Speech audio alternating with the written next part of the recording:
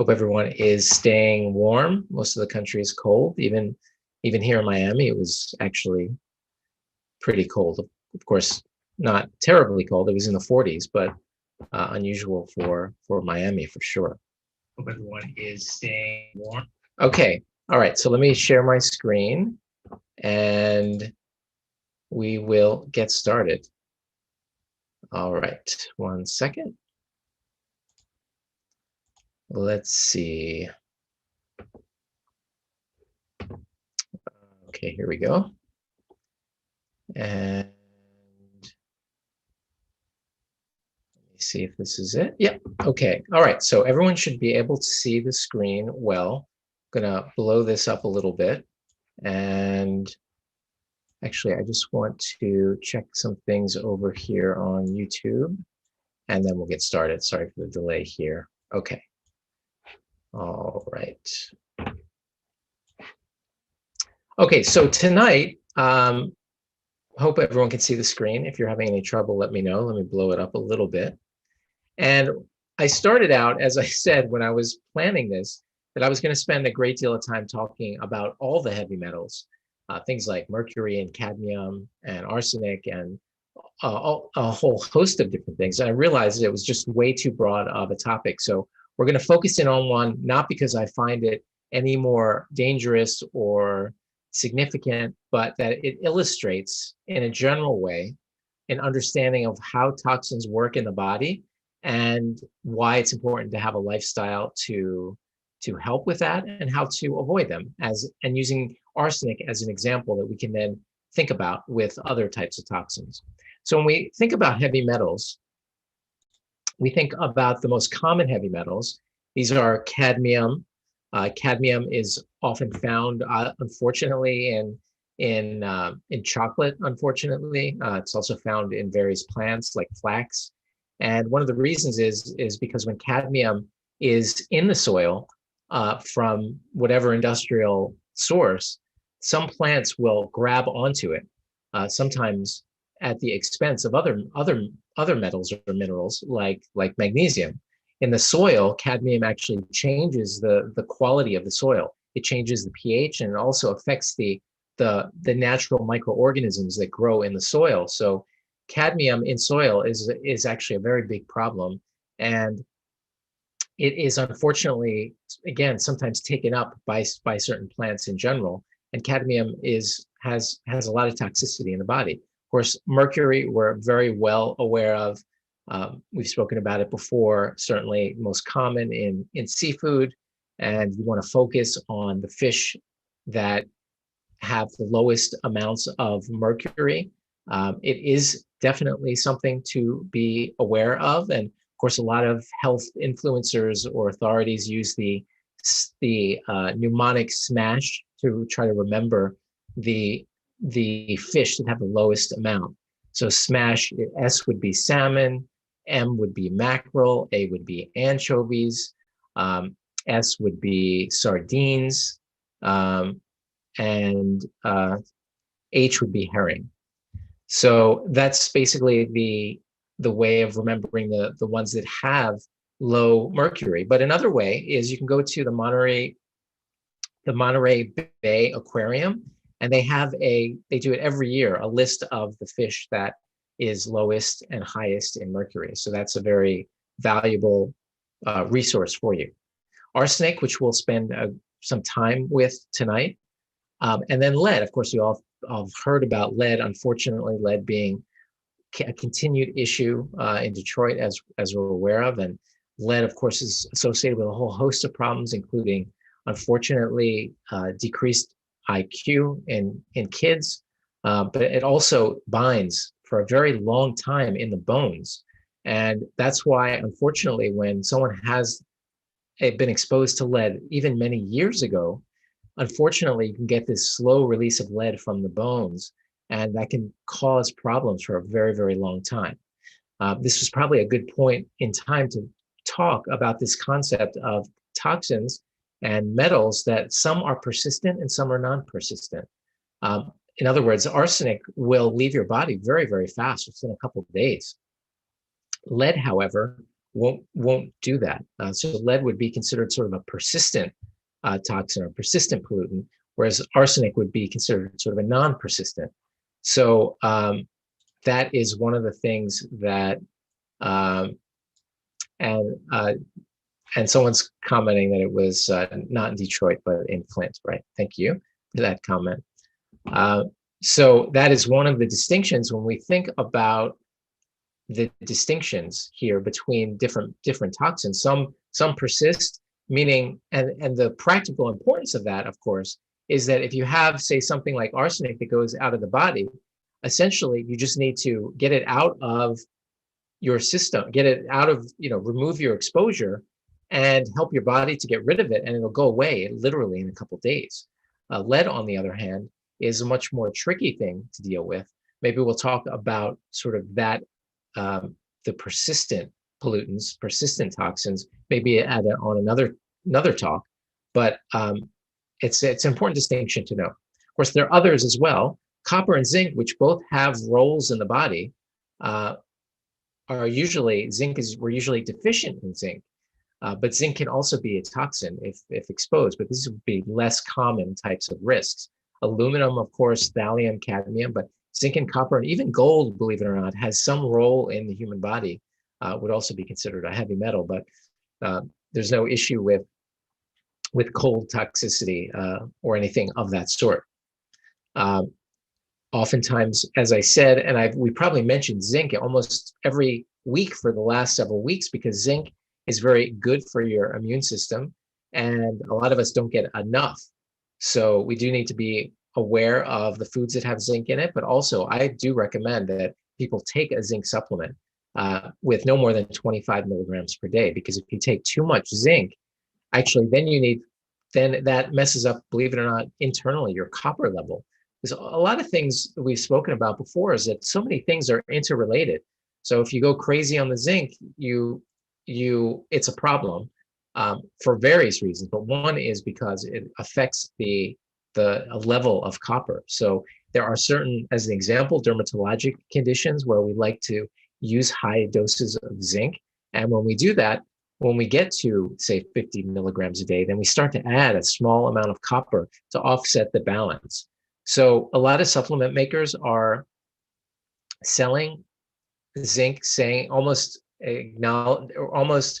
making the claim that, that more is better. But in this case, zinc, when we're talking about zinc, because of the fact that it has the potential to be a toxin, that we really want to just make sure that we don't take too much.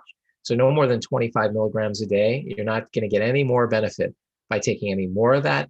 And any more of that, then you get into this concept of affecting the internal balance of other things, as well as it becoming a toxin on its own.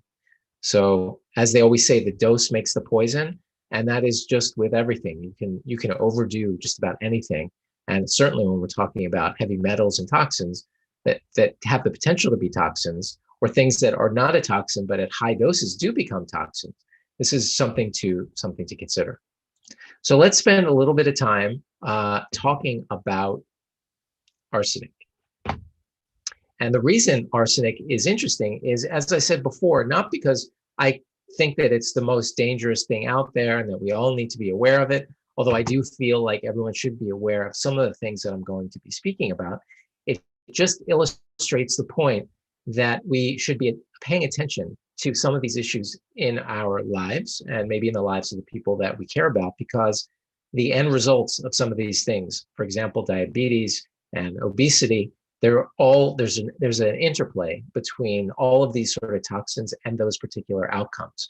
And I think you'll find that the most interesting thing.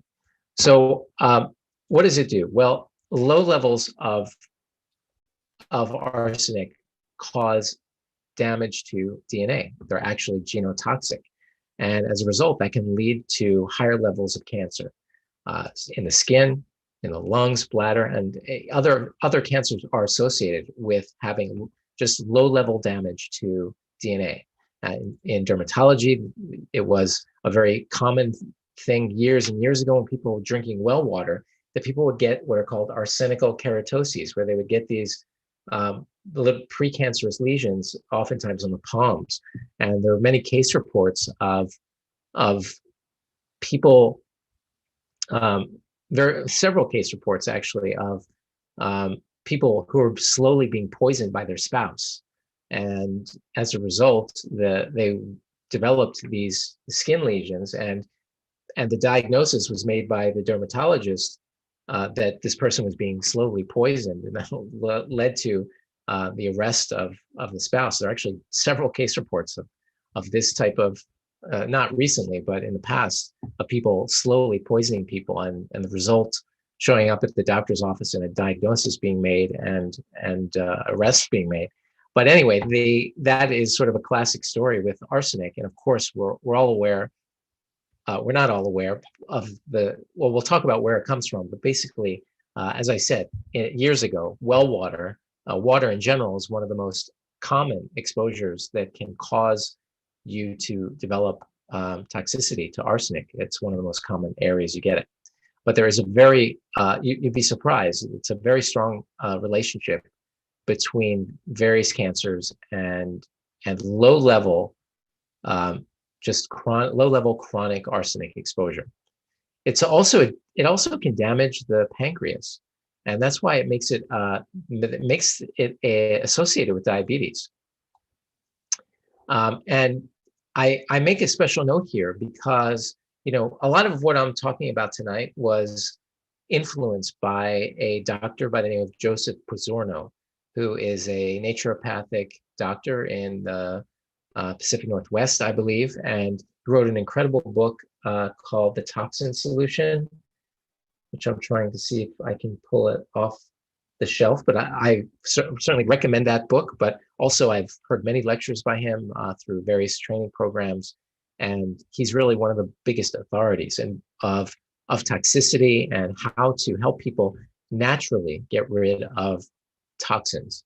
One of the studies that he likes to show, and it's a really remarkable study, is that when you take people who have diabetes and obesity, we all tend to think that one goes hand in hand with the other. That as people become more overweight, there is an increased risk of diabetes, and that, of course, makes sense. But what's interesting is if you divide up the people. So say you take a bunch of people that have diabetes and are overweight, and you divide them up based on the level of toxicity that they have in their body. So measuring some of the heavy metals and such, what you find is in people with the lowest 10% of toxicity in their body, the lowest levels, there is absolutely no association between their obesity and diabetes. In other words, if someone is overweight, I should say it this way, if someone is overweight and they have absolutely no toxicity, according to the data that was done in this study, there is no increased risk of diabetes for those particular people. And that's a very profound finding, to think that perhaps there's something going on. And obviously, we don't want to have, there's all kinds of other things associated with being overweight that is negative. So, but the point is that when it comes to specifically, it becomes between being overweight and having diabetes, the remarkable thing is those people who had virtually no toxicity in their body had no increased risk of diabetes. So that's a pretty remarkable thing. So just something that really, when I saw it, that actually blew me away, honestly, because when you look back at, say, sugar consumption, sugar consumption obviously has gone up, but it doesn't really correlate in terms of, we were eating sugar at a higher level way before the start of the spike of type 2 diabetes. So it makes you wonder, well, what is the association? How significant is the association between toxins and diabetes? Now, we do know, speaking about a special note here about obesity, is that BPA is probably the most implicated toxin when it comes to having the ability to cause obesity, to contribute to obesity.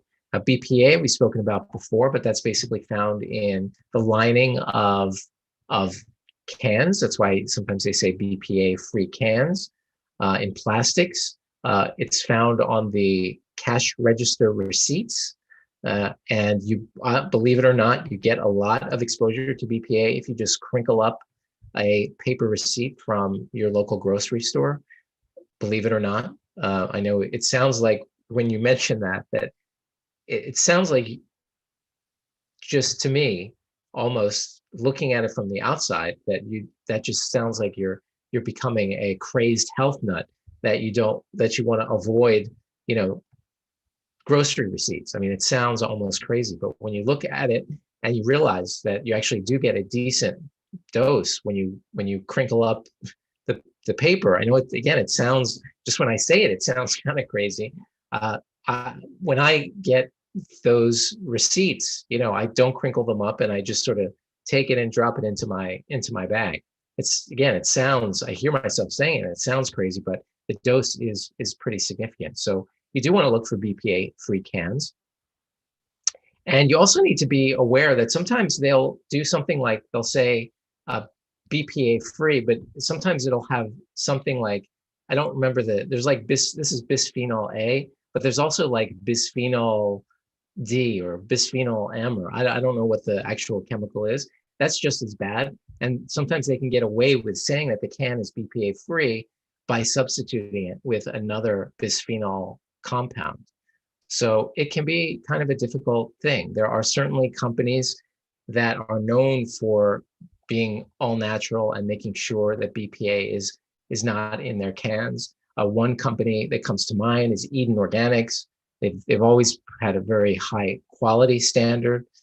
You should be aware that the more acidic the food is, the more common it is for them to need some kind of lining in the can. So almost all tomato products that are in the can are going to be not have BPA-free cans. Probably they have BPA. So when you should try to get a BPA-free tomato can, or you should buy it in glass, because it's very difficult to find tomato products in cans that don't have BPA in them. And again, it is the most implicated in worsening and causing diabetes. So I really honestly think that you should be conscious of that, especially if weight is an issue. And I can say that I'm a conventional trained medical doctor. And if you were to ask me before I learned about all of this stuff about toxins, I would have said just what the regular conventional doctors usually say. Oh, your body can handle toxins, and this detox, it's a bunch of baloney and all that sort of thing. But when you look at these studies, especially this particular study and so many others that show that all of these things are interacting in ways that are significant to human health, even if we have the capability of, over time getting rid of them, then you start to see how important it is to make sure your body is in the right particular kind of shape, whether it's lifestyle and diet, to handle all these things. Because look, we're now exposed to chemicals like we've never have been in human history.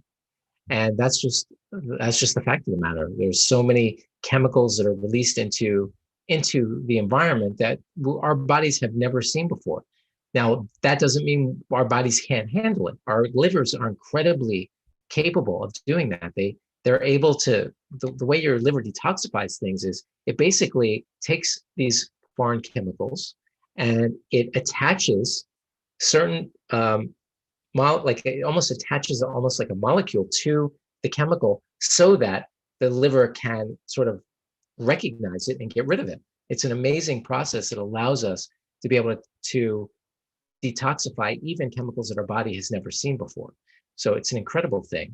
And now the reason I mentioned this term obesogen is because this is the word that is now being used, that if we have a chemical, which arsenic can be considered one because of this potential issue with diabetes, but also BPA, because it can contribute to obesity.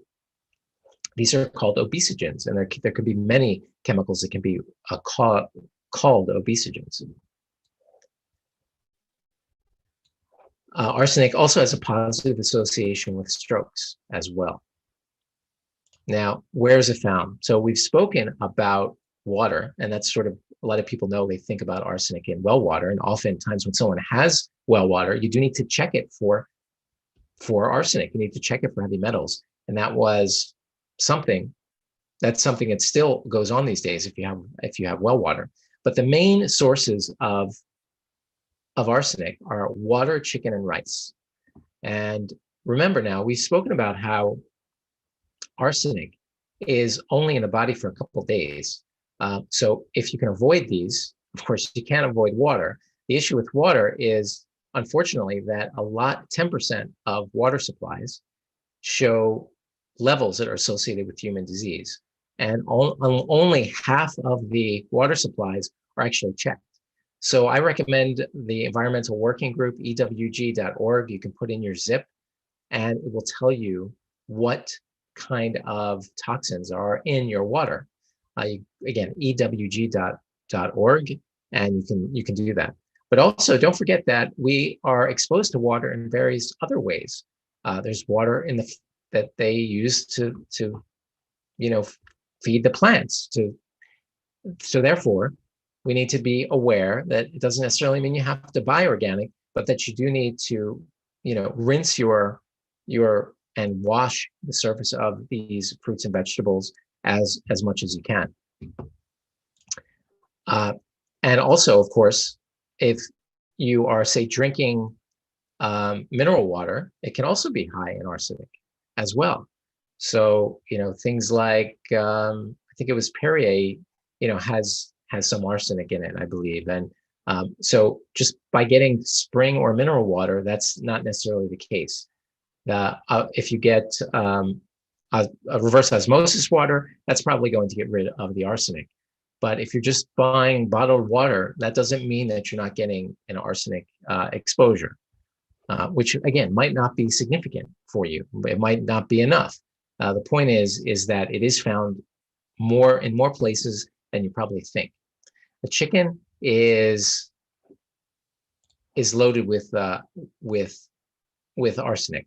Now, they say that the arsenic that they give is probably not all that dangerous, but the issue is that it gets excreted into the manure, which is a problem. They give it for, I can't remember the reason they give it, but they give it for, I think it inhibits certain kinds of bacteria, and I think it helps with the growth of the chicken. I think it's gross, quite frankly. And honestly, we do need to evaluate. Right now, there has been for probably the last 20 years, sort of an obsession with chicken, and somehow moving from steak to chicken is somehow this incredibly improved decision, but it really isn't. I mean, we've spoken many times about how most of America is eating too much animal protein.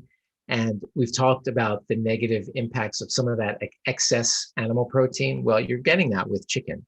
In addition to the fact that the way I don't want this to be a diatribe about chicken, but every time I think about chicken, it just sort of grosses me out. I mean, the living conditions are disgusting if you're buying conventionally grown chickens. They are, communities that have these mass, whatever you concentrated animal feed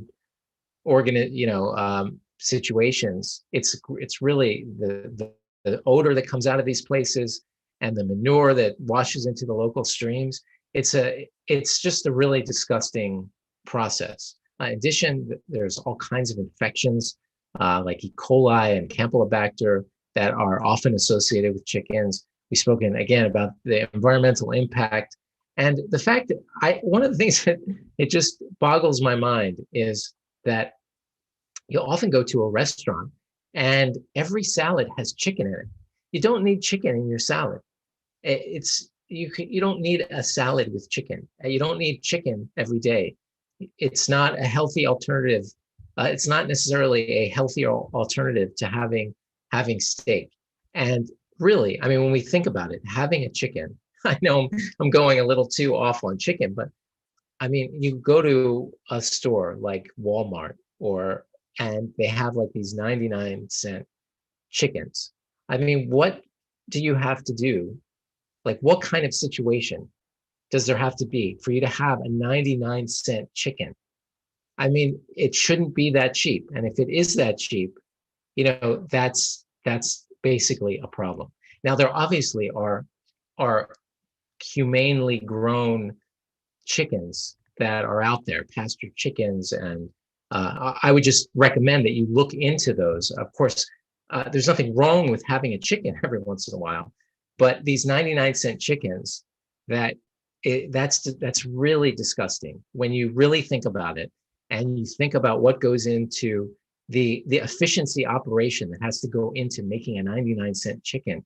It means that they have to crowd it. It means they have it. It's just not a sustainable. It's not something that you want to be a part of by buying into that. That's basically what I want to say. And also, enjoy your salad without chicken. When you go to a restaurant, all the salads have chicken in them. Just tell them not to put the chicken. You don't need so much animal protein. You don't need that much. So you don't need to have, eggs for breakfast and chicken for lunch and steak for dinner. You don't need that. So, but if you want to have a chicken, then that's totally fine, of course. And go quality. Try to find the quality and look into the farm that you're buying it from, or the brand, and see what they're doing.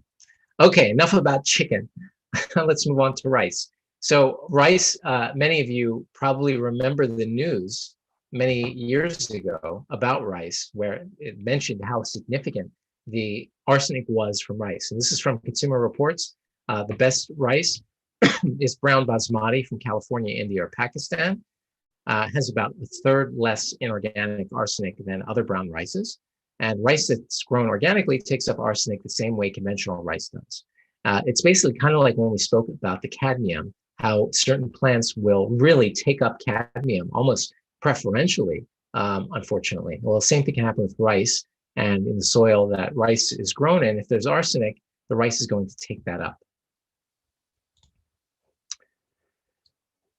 Other sources that just boat paint, farms, different old toys, as well as that has it. Okay, so let's move on. So the bad news is that some studies in Italy where they actually tried to quantify the levels of arsenic that are found in people, and that level, whether or not it's associated with some kind of medical issue. And based on those studies and those levels of when that toxicity starts, literally about a third of the population has levels of that amount, which means that if their ability to get rid of the arsenic is hindered, then they don't pay attention to that, then over the long period of time, maybe it contributes to their diabetes or their obesity or one of those sorts of things, or any of the stuff that we've spoken about up to this point. The good news is, however, that, as I said, it only lasts for a couple of days in the body, which basically means that if you have clean water and you stop eating chicken and you're aware of the rice, and you are avoiding, that your shower water is not contributing and this sort of thing, then it's going to be gone in 2 to 4 days. That's the good news. The problem is people often don't know the chronic exposures that they have. Maybe they just eat rice a couple times a week, but it's has a high level of arsenic in it. Maybe they're drinking reverse osmosis water that's clean, but their shower water in their town is high. Again, my goal here is not to scare you that arsenic is everywhere and it's trying to kill you. My goal is just to give you an awareness of how these things can contribute to the detriment of human health.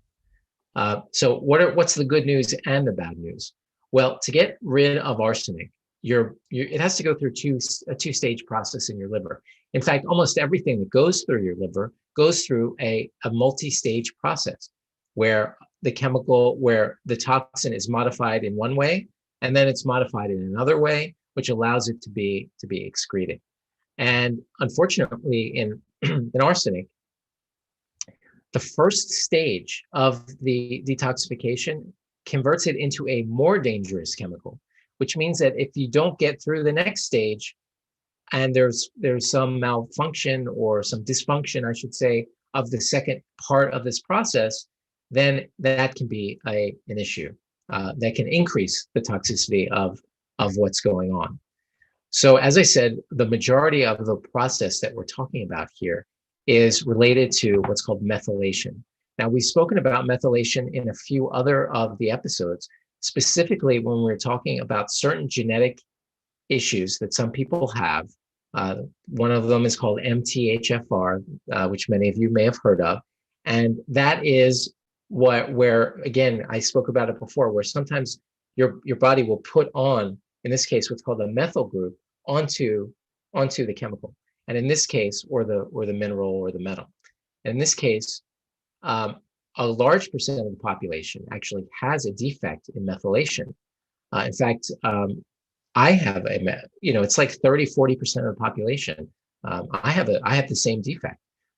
But the key here is that if you're eating a lot of folate, which are found in leafy green vegetables mainly, also fermented foods, then it's not really much of an issue at all. And therefore, getting folate, and we're not talking about folic acid. Folic acid is a synthetic chemical, which for people who have the genetic issues with methylation can actually cause more harm than good. So you want to get natural folate, and you get that from eating lots of leafy green vegetables. Now, people who have methylation issues can have what's called high homocysteine. Now, homocysteine is associated with heart disease, and it's often found in people that are really low in B vitamins and folate. So these two go hand in hand. If you're eating lots of leafy greens, you're going to get a lot of B vitamins and folate, which is going to keep down your homocysteine. But if you have high homocysteine, then that is going to really be an issue because, again, it's associated with heart disease. It damages your blood vessels. So that's how it works. Remember, we spoke about how in a couple weeks ago about how your vessels are just lined by this very thin layer of endothelial cells. And as a result, those can be damaged very, very easily. One of the things that damages it is homocysteine. And it's been known for many, many years, even when I was in medical school, that homocysteine was associated with an increased risk of heart disease. And the treatment was often to give people a B vitamin complex to bring it down. Of course, the greatest thing you can do is to eat leafy greens.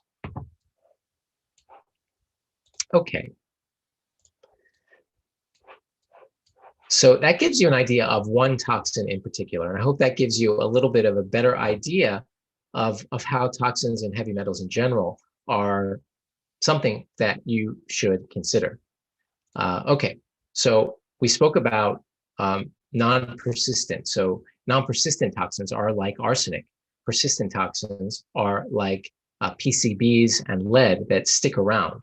A lot of the reason why some of them, like PCBs and DDT, remember that from many years ago, stick around, or dioxins, they all are fat soluble. So why is that make them persistent? Because we all have fat on our body. If we have a lot of fat on our body, we have the potential of storing even more toxins.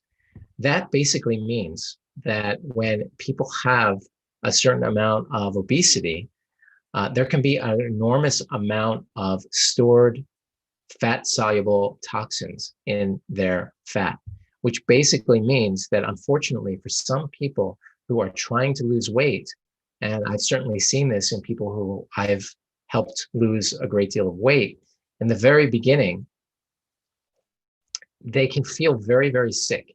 And the reason is many. One is, of course, that there's often some metabolic changes that start to happen. People get off of certain food addictions that can make you not feel that well. Even there are foods that are, affect your brain in some way, like wheat and dairy can give you, oddly enough, a little bit of a high.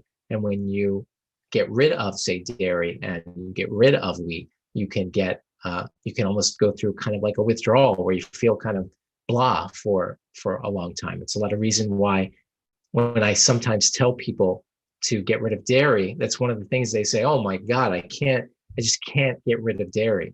And it's partly because it has chemicals in it that are semi-addictive, believe it or not, that are very similar to morphine, believe it or not, that can prevent you from easily getting off of milk.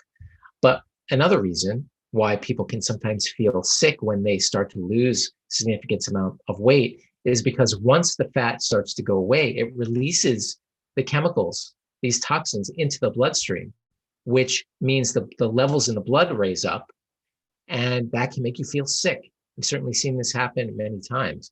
And so one of the things that, of course, this detoxification expert by the name of Dr. Pizzorno says, he says, basically that you need to make sure that the ways of eliminating these toxins are healthy from the very start. And one of the things is the importance of fiber. So the reason why fiber is so important is because one of the ways that your body gets rid of these chemicals is that it gets into the liver, and then it gets put into the bile, and then it goes into your gut. Unfortunately, what happens is that if there's no fiber in your gut, your body reabsorbs the toxin again, and it just recirculates in your body until fiber binds it and it goes out in your stool. So fiber is an incredibly important thing here. Now, we spoke about how B vitamins are so important. Leafy green vegetables are so important. And another reason, of course, if you're eating fermented vegetables as well, which also are going to help with folate, then you're going to be getting natural plant fibers that are going to help with this sort of process, that once it comes out of the liver and into your gut, you don't want to just absorb it. And one of the things you might think about is some years ago, the concept of juice fasting was very popular, to sort of lose weight very fast. And one of the reasons why that might not be such a good thing, although I'm a big fan of vegetable juicing, you need to be eating fiber and of foods with it. Of course, juicing does have a little bit of fiber in it, believe it or not. But the point is that if you're just having vegetable juices for many days and you start to lose weight, then there's not going to be enough fiber in that particular thing to pull the rest of the toxins through and out instead of being reabsorbed over and over again. So the importance of fiber and the importance of leafy green vegetables, which are going to help with everything we spoke about before in terms of arsenic, but also leafy green vegetables are going to help with the actual detoxification process in the liver. It actually helps with that. It also activates genes that are anti-cancer, which are going to help with that as well. So there's so many reasons that you need to get leafy greens, both raw and cooked, into your diet every single day. And so that's very important. So what about weight loss? What can we say about weight loss as a example, not necessarily definitive? Well, let's think about thyroid. Now, a lot of people have thyroid issues. I don't know if thyroid issues I think they're increasing. It seems like so many people have issues with thyroid. Now, if they don't have absolute antibodies to thyroid, then there are lots of potential things in the environment that could potentially be causing an issue. One is iodine. We spoke probably 30 minutes or so about iodine and how important it is for the thyroid and how so many people are actually low. Years ago, it was common to have iodized salt. Of course, you can still get iodized salt, but oftentimes the gourmet salts have sort of taken over, and those do not have that much iodine in them. And iodine was also found in baking as well, but they don't use that anymore. They use bromine instead of iodine for that these days.